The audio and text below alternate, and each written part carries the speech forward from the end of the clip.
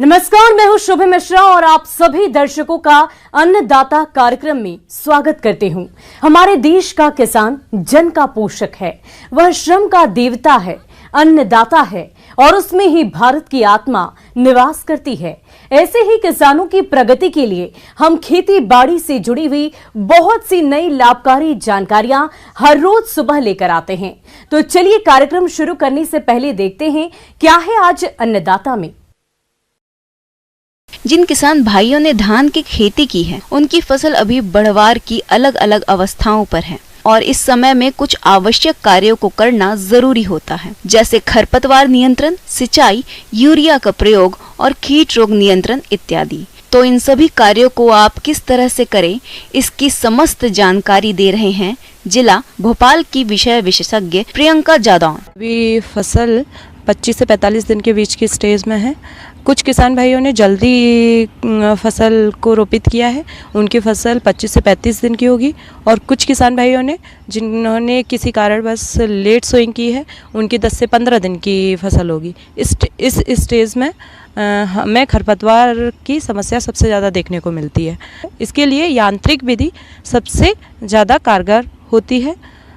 यांत्रिक विधि में जैसे खुरपी, प्लांट ब्रीडर इत्यादि से आप निराई गुड़ाई करके खरपतवार को निकाल सकते हैं। अगर आपके पास लेबर की सुविधा पर्याप्त उपलब्ध है तो आप लेबर की हेल्प से आप प्रत्येक प्लांट को उखाड़ कर खेत से दूर, ध्यान रखें खेत की मेड़ पर खरपतवार को ना फेंकें, जिससे वो समस्या वापस से ना आए खेत में। और अगर आपको लगता है कि यांत्रिक विधि से खरपतवार को कंट्रोल नहीं कर पा रहे हैं या खरपतवार का जो प्रकोप है अधिक है, तो आप रासायनिक का उपयोग कर सकते हैं।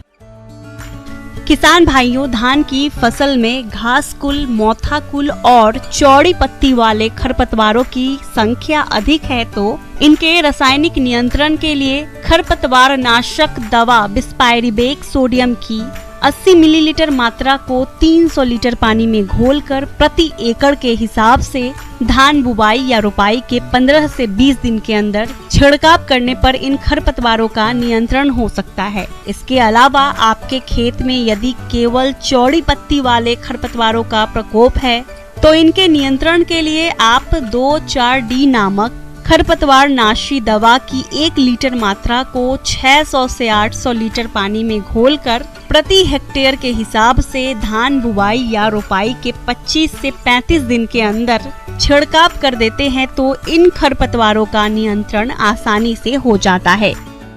उर्वरक का अगर उपयोग करना है तो उर्वरक में संतुलित जो मात्रा दी गई है उसके अनुसार ही उर्वरक का उपयोग करें। जैसे 120-60-40 NPK की मात्रा है।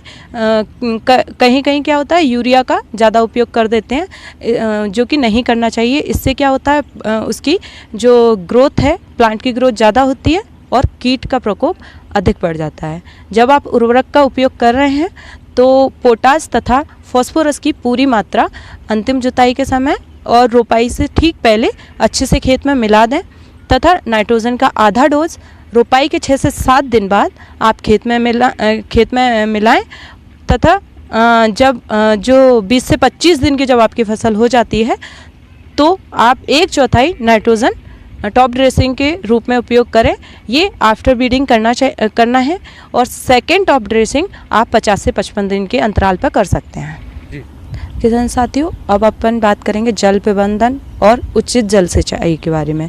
उचित जल प्रबंधन होना अति महत्वपूर्ण है, क्योंकि धान अधिक जल मांग वाली फसल है। वर्षा ऋतु का मौसम चल रहा है तो किसी किसी जगह पे अधिक वर्षा हो रही है और वहाँ जल भराव की कंडीशन अगर बन रही है तो उचित जल निकास की व्यवस्था करें, उचित नालियों का प्रबंध कराएं और ध्यान रखें कि 3 से 4 इंच से ज़्यादा पानी नहीं होना चाहिए।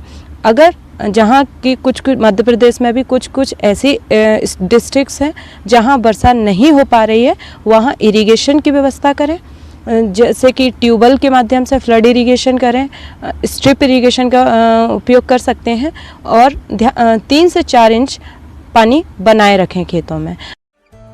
किसान भाइयों, धान की फसल में खैरा रोग का प्रकोप होता है। जस्ते की कमी वाले खेत में पौधरोपण के 2 हफ्ते के बाद ही पुरानी पत्तियों के आधार भाग में हल्के पीले रंग के धब्बे बनते हैं, जो बाद में कत्थई रंग के हो जाते हैं, जिससे पौधा बौना रह जाता है और कल्ले कम निकलते हैं। जड़ें भी कम बनती है और भूरी रंग की हो जाती है।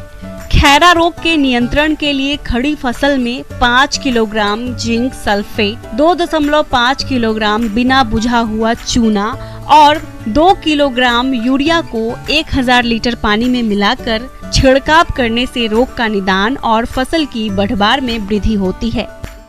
25 से 35 दिन की फसल में कीट का प्रकोप अधिक होने लगता है। तो धान की फसल के मुख्य कीट होते हैं तनाछेदक। यह पत्ती के ऊपर बैठकर एग देता है, जो कि जिसका मेगट तने के अंदर जाकर तने को कमजोर बनाता है। इससे पौधा पूरी तरह सूख जाता है। अगर कीट का प्रयोग कम मात्रा में है तो वह ज़्यादा चिंताजनक नहीं होता है, लेकिन अगर अधिक है तो कोशिश करें जो पौधे को उखाड़ कर बाहर कहीं फेंक दें और रसायनों का उचित समय पर प्रयोग करें। एकीकृत कीट प्रबंधन के तहत neem oil, light trap, pheromone trap का यूज़ करते हैं। फेरोमोन ट्रैप जो कि जिसमें मादा कीट का यूज़ करते हैं, जो कि नर कीट को अट्रैक्ट करता है, तथा लाइट ट्रैप का यूज़ रात्रि के समय करते हैं, जिसके नीचे केरोसिन ऑयल का यूज़ करते हैं, जिससे कीट काफ़ी मात्रा में मरते हैं। अगर इन विधियों से कीटों का कंट्रोल करना आसान नहीं दिख रहा हो तो रासायनिक मेथड्स का उपयोग कर सकते हैं। इंडेक्सोकार्ब तथा स्पाइनोसैड का यूज़ करें। इंडेक्सोकार्ब 1 ml पर लीटर के हिसाब से घोल बनाकर छिड़काव करें और रासायनिक नियंत्रण का प्रयोग कम से कम करें। जब प्रकोप अधिक से अधिक दिखे, जो कि जैविक नियंत्रण से नियंत्रण करना मुमकिन ना हो, तब रासायनिक नियंत्रण की ओर बढ़ें।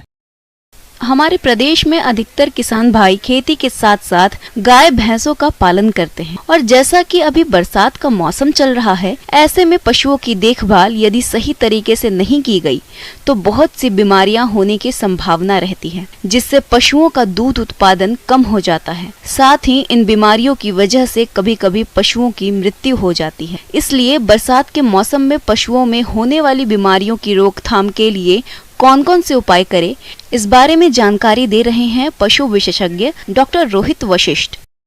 समूचे भारतवर्ष में इस टाइम मानसून ने दस्तक दे दिया है और मानसून के टाइम पर या बरसातों के टाइम पर पशुओं में कुछ बीमारियां उत्पन्न होती हैं। अगर बीमारियों की बात करें तो सबसे पहली बीमारी जिसके ऊपर मैं बात करना चाहूँगा वो है थनैला। थनैला एक ऐसी बीमारी है जिसमें पशुओं का आयन और थन जो हैं ज़्यादातर ख़राब होते हैं। इसका मुख्य कारण है कि पशुओं इस समय पर शेड्स जो हैं हमारे प्रॉपर क्लीन नहीं होते हैं। थोड़ा सा भी टेम्परेचर रहेगा या मॉइस्चर रहेगा तो उसकी वजह से पशुओं के थनों में कीटाणु जाते हैं और कीटाणुओं की वजह से थनैला के सिम्टम जो हैं उत्पन्न होते हैं। इसके बचाव के हेतु सबसे पहला जो आपने मुख्य चीज़ करनी है वो है कि पशुओं को दोहन के बाद कभी भी बैठने मत दें और हमेशा उसको कोशिश करें कि आधे घंटे से लेकर 1 घंटे तक जो है पशु खड़ा रहे। इसके लिए हम ये रिकमेंड करते हैं कि पशुओं की खुरली को दूध दोहन के उपरांत हमेशा हरे घास से भर दें, ताकि पशु जो है उसको खाता रहे और उतनी देर में जहाँ से दूध निकलता है वो नसें जो हैं वो बंद हो जाती हैं और जब नसें बंद हो गई तो उसमें कीटाणु जो है नहीं जा पाते हैं। दूसरी चीज़ जो हमारे फार्मर अडॉप्ट कर सकते हैं वो है पोस्ट मिल्किंग टीथ डिपिंग, यानी कि एक एंटीसेप्टिक घोल से पशुओं के थनों को दोहन के उपरांत उसमें डुबो दें, जिसके कारण वो जो है नसें बंद हो जाएंगी और उसमें कीटाणु नहीं जा पाएंगे। अगर फिर भी हमारे इसमें पशुओं में थनैला के सिम्टम आते हैं तो इमीडिएटली आप एक अच्छे पशु चिकित्सक से संपर्क करें। कुछ अन्य बीमारियों के ऊपर मैं बात करना चाहूँगा इस समय पर। जैसे कि आप लोगों ने देखा होगा, हमने आपको पिछली इसमें भी बताया था कि गर्मियों के समय पर या जून महीने के समय पर आपको पशुओं के लिए हेमोरेजिक सेप्टिसीमिया और लंगड़ा बुखार जिसे हम ब्लैक वाटर कहते हैं उसकी वैक्सीनेशन करवाना जरूरी है, क्योंकि ये बीमारियां जो हैं इसी समय पर ज़्यादा उत्पन्न होती हैं बरसात के समय में। हेमोरेजिक सेप्टिसीमिया एक ऐसी बीमारी है जिसे हम गलघोटू अपने नॉर्मल लैंग्वेज में कहते हैं। उसमें पशुओं के शरीर में हैवी फीवर, बहुत ज़्यादा बुखार 104 से 105 डिग्री तक, और कई केसेस में पशु जो हैं दम भी तोड़ देते हैं। अगर आपको इस तरह के कोई सिम्टम नज़र आते हैं तो पशुओं को इमीडिएटली आपको एक पशु चिकित्सक से ट्रीटमेंट अवश्य करवाना चाहिए।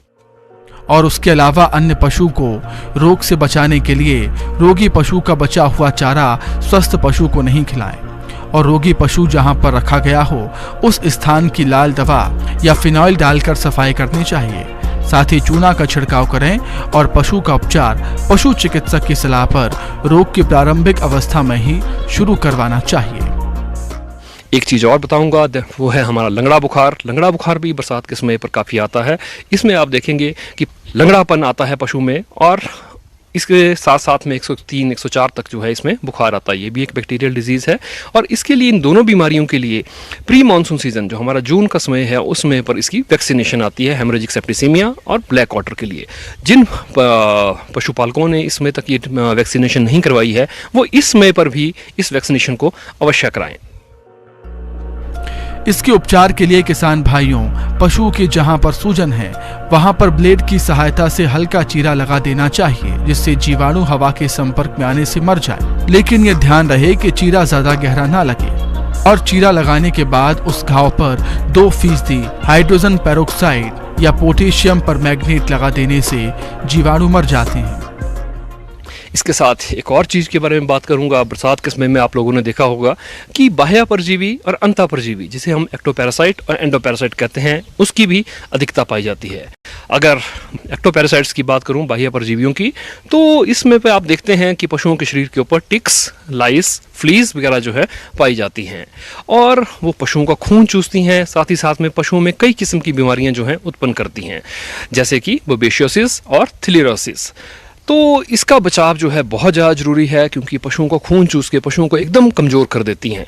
इसके लिए हम कहते हैं कि पशुओं को आप अमिट्राज सोल्यूशन या साइपरमेथ्रिन, डेल्टामेथ्रिन का घोल जो है 2 ml प्रति लीटर पानी में डालकर पशुओं के शरीर के ऊपर स्प्रे करें। और जिस दिन पर पशुओं के ऊपर आप ये स्प्रे करें, पशुशाला को उसी दिन इसी घोल के साथ जो है साफ करें, ताकि उसके जो अंडे वगैरह जो हैं पशुशाला के अंदर रहते हैं वो भी हमारे जो हैं साथ में मर जाएं। एक जो अंतः परजीवी आते हैं जिसे हम एंडोपैरासाइट्स कहते हैं, बरसात के समय पे हरा घास के कारण उसकी अधिकता भी अधिक पाई जाती है। तो इस समय पर हमें इसका बचाव करना बहुत ज़रूरी है। और इस वे पर हम ये कहते हैं कि आपको, अगर आपके नॉन प्रेग्नेंट पशु हैं तो उसमें अल्बेंडाजोल जो 7.5 mg पर kg बॉडी वेट के हिसाब से दी जाती है, और अगर कोई आपका प्रेग्नेंट एनिमल है तो उस केस में आप फेनवेंडाजोल सेम डोज रेट 7.5 mg पर kg बॉडी वेट के हिसाब से पशुओं को अवश्य दें। तो ये इस समय की मुख्य बीमारियां हैं और आशा करता हूं अगर आप इस तरीके से अपने पशुओं को पालेंगे तो अच्छा उत्पादन ले पाएंगे। बढ़ते हैं अगली प्रस्तुति की ओर। हमारे प्रदेश के जिन किसानों के खेत खाली हैं और वह कम समय में अच्छी आय कमाना चाहते हैं तो वह इस समय गाजर की खेती कर सकते हैं, लेकिन भरपूर उपज लेने के लिए इसकी बुआई वैज्ञानिक तकनीक से करनी होगी। तो कौन कौन सी गाजर की उन्नत किस्में हैं और किस तरह से करे बुआई, इस बारे में पूरी जानकारी के लिए देखिए कार्यक्रम का ये अंश। गाजर एक महत्वपूर्ण जड़ वाली सब्जी फसल है। इसकी खेती पूरे भारतवर्ष में की जाती है। गाजर को कच्चा और पकाकर दोनों ही तरह से लोग उपयोग में लाते हैं। गाजर में कैरोटीन और विटामिन ए पाया जाता है, जो कि मनुष्य के शरीर के लिए बहुत ही लाभदायक है। गाजर की एशियाई किस्मों की बुआई अगस्त से अक्टूबर तक और यूरोपियन किस्मों की बुआई अक्टूबर से नवंबर तक की जाती है। इसकी खेती के लिए अच्छे जल निकास वाले दोमट भूमि, जिसमें जैविक पदार्थ अधिकांश मात्रा में हो, उपयुक्त होती है। खेत की तैयारी के समय एक जुताई मिट्टी पलटने वाले हल से और 2 जुताइयां देशी हल या कल्टीवेटर से करके पाटा लगाकर खेत को भुरभुरा व समतल कर देना चाहिए। अब बात आती है खाद और उर्वरक प्रबंधन की। तो 20 टन सड़ी हुई गोबर की खाद और 40 किलोग्राम यूरिया, 130 किलोग्राम DAP और 40 किलोग्राम MOP का आप प्रति हेक्टेयर की दर से बुआई के समय प्रयोग करें और शेष बची यूरिया की 70 किलोग्राम मात्रा का प्रयोग आप 30 से 35 दिन की खड़ी फसल में करें, जिससे फसल की बढ़वार अच्छी होगी। किसान भाइयों, गाजर की 2 तरह की किस्में होती हैं, एक यूरोपियन किस्म और दूसरी एशियाई किस्म। जहां तक यूरोपियन किस्मों की बात है तो इसकी जड़ें लंबी और पतली गहरे संतरे रंग की होती है। इसकी किस्मों में अर्ली नेंटस, पूसा, यमदाग्नि, चेंटने आदि हैं। इनकी औसत उपज 200 से 250 क्विंटल प्रति हेक्टेयर है और एशियाई किस्मों में पूसा मेघाली, गाजर नंबर 29, पूसा केशर, पूसा वृष्टि प्रमुख है। इनकी औसत उपज 250 से 300 क्विंटल प्रति हेक्टेयर है। जहां तक बीज दर की बात है तो 1 हेक्टेयर क्षेत्र के लिए 6 से 8 किलोग्राम बीज की आवश्यकता पड़ती है। किसान भाइयों, बीजों को हमेशा किसी विश्वसनीय और प्रमाणित संस्था से ही खरीदें। बीजों को रोगों से बचाने के लिए कार्बेंडाजिम 2.5 ग्राम दवा से प्रति किलोग्राम बीजों को उपचारित कर लें। उसके बाद ही बीजों की बुआई करें। किसान भाइयों, बीजों की बुआई मेढ़ों पर करें, जिसमें लाइन से लाइन 30 सेंटीमीटर और पौधे से पौधे 6 से 10 सेंटीमीटर की दूरी रखते हुए हाथों से बीजों की बुआई करें। इस प्रकार किसान भाइयों, आप इन सभी बातों का ध्यान रखकर यदि गाजर की बुआई करते हैं तो आपको इसकी फसल से औसतन 200 से 250 क्विंटल प्रति हेक्टेयर उपज प्राप्त हो सकती है। अन्नदाता हेल्पलाइन निशुल्क फोन संपर्क सेवा के माध्यम से आपके द्वारा पूछे गए प्रश्नों में से 1 या 2 महत्वपूर्ण प्रश्न को हम अपने कार्यक्रम में शामिल करते हैं और इसी के तहत आज किसान का सवाल और उसका जवाब कुछ इस प्रकार है। अन्नदाता निशुल्क फोन संपर्क सेवा के माध्यम से पूछे गए प्रश्नों में से आज हमने जिस प्रश्न को कार्यक्रम में शामिल किया है उसे पूछा है ग्राम मितौली, जिला कटनी के कृषक हितेंद्र शर्मा ने। ये नए फलोद्यान लगाने के बारे में जानकारी चाहते हैं। तो हितेंद्र शर्मा जी, आपकी जानकारी के लिए प्रस्तुत है कार्यक्रम का ये अंश।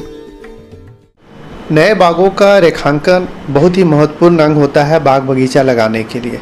बाग बगीचा बहुत लंबे अवधि का फसल उस पर लगते हैं, जिसके कारण उसको ध्यान रखते हुए ये ध्यान रखना है कि हम उसकी रेखांकन और सही दूरी पर लगाना अति आवश्यक है।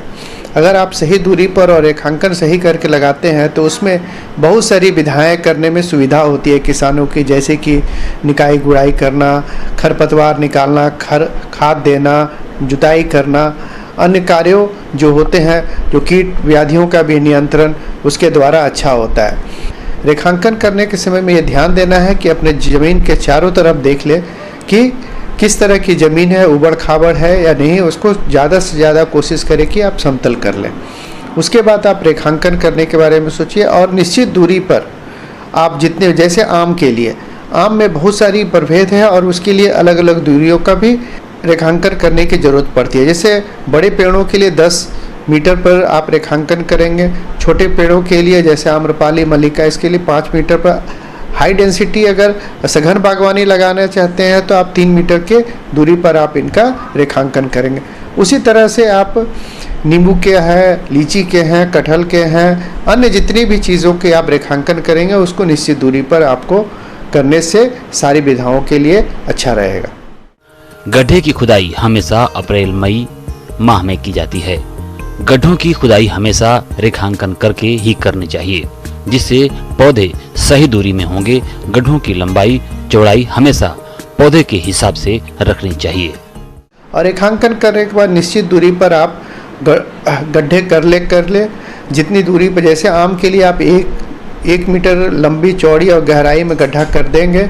उसी तरह से अगर अमरूद करते हैं तो उसकी दूरी कम होती है, 5 मीटर की दूरी होती है। उसके लिए आप आधा मीटर की गहराई पर गड्ढा कर देंगे। नींबू के लिए भी आधा मीटर गहराई पर गड्ढा करेंगे, जिसकी लंबाई चौड़ाई और गहराई दोनों आधा मीटर रहेगी। कि आप 1-1 मीटर की दूरी, 1 मीटर लंबी, 1 मीटर चौड़ी और 1 मीटर गहराई पर जो आप गड्ढा करेंगे बड़े वृक्षों के लिए, उसकी आधे मीटर की मिट्टी एक तरफ अलग रखेंगे और आधे में जो मीटर की मिट्टी है वो एक तरफ रखेंगे। जो नीचे वाली निकाली गई है मिट्टी और ऊपर से निकाली गई है मिट्टी, ये दोनों को अलग रख करके आप ऊपर से निकाली गई मिट्टी को आप नीचे भरेंगे और नीचे से निकाली गई मिट्टी को ऊपर भरेंगे। और जो भी खाद की मात्रा है, जो निश्चित मात्रा उस क्षेत्र के अनुशंसित है, जैसे है गोबर की सड़ी हुई खाद होनी चाहिए। कभी भी कच्चे गोबर का खाद का प्रयोग नहीं करेंगे, नहीं तो कीड़े और व्याधियाँ लगने की संभावना ज़्यादा रहती है। उसके बाद उस क्षेत्र के लिए जो अनुशंसित आपकी रासायनिक खाद का भी प्रयोग कर सकते हैं। जैसे कि आप रासायनिक खाद में DAP का प्रयोग करेंगे तो अच्छा रहेगा। प्रत्येक पौधे के ऊपर हम लोग शुरुआती दौर में आधा किलोग्राम DAP और आधा किलोग्राम पोटास की अनुशंसित मात्रा करते हैं बड़े वृक्षों के लिए। साथ ही आपको नीम की खल्ली 2 किलोग्राम जब आपकी बारिश स्टार्ट हो जाएगी, शुरुआत होने लगेगी बारिश की, तो 2-3 बार बारिश होने पर आपके गड्ढे दब जाएंगे और उसी गड्ढे दब जाएंगे तब पता चलेगा कि आपको कि ये गड्ढे तैयार हो गए हैं, अब इसमें हम पौधे लगा सकते हैं। और उस समय आप जुलाई के माह में आप पौधे को आप उस पर लगा दीजिए। पौधों को हमेशा विश्वसनीय संस्था या नर्सरी से खरीदें। नए पौधों को तैयार गड्ढों में रोप देना चाहिए। रोपाई जुलाई अगस्त में शाम के समय करनी चाहिए। पौधे को रोपने से 2 घंटे पहले लिपटी हुई घास पिंड और पॉलीथीन थैली को थोड़े समय के लिए पानी में रखकर उसमें भरी हवा को बाहर निकालें, जिससे पौधा लगाते समय पिंड की मिट्टी बिखरे नहीं। पौधा लगाने से पहले लिपटी हुई घास व पॉलीथीन थैली को मिट्टी के पिंड से हल्के से हटा देना चाहिए।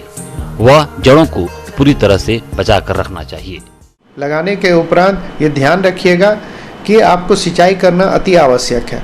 आप लगाने के बाद पौधे में सिंचाई करना और स्टेकिंग करना कि पौधे को आप एक लकड़ी के सहारे जरूर बांधें, क्योंकि बरसात के समय में तेज हवाएं चलती हैं जिससे कि पौधे टूटने का डर रहता है और नए पौधे में ज़्यादा ये समस्या देखी जाती है।